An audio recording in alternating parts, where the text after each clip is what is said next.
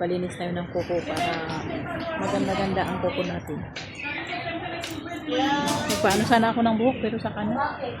Maganda yung buhok mo. Maganda yung Si Kira ang gumawa.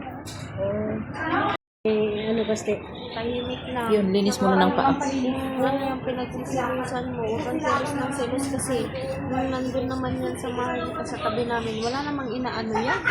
Oo. Hindi naman siya nag-ano ng babae.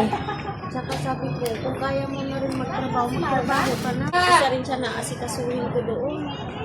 Okay. Siyempre, nahihiyang kumilos na pag kumakain kami doon sa kabila, dadalhan ko pa ng pagkain. Ano ba po, na nung chat ng chat yung text ng text na nang hinuhulugan niya. Hindi naman pumapasok. Ayun? Nakakamarin lang sa isya. Hindi ito turuan tayo sa mag-yosi. Para mag-vision na rin. Ako nga di nag-yosi.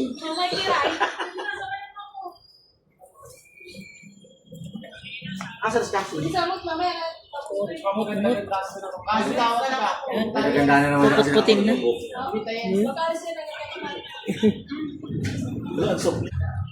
At least may kuko pa rin siyang pagkakapitan ng extension.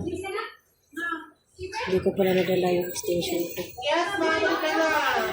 Di paano?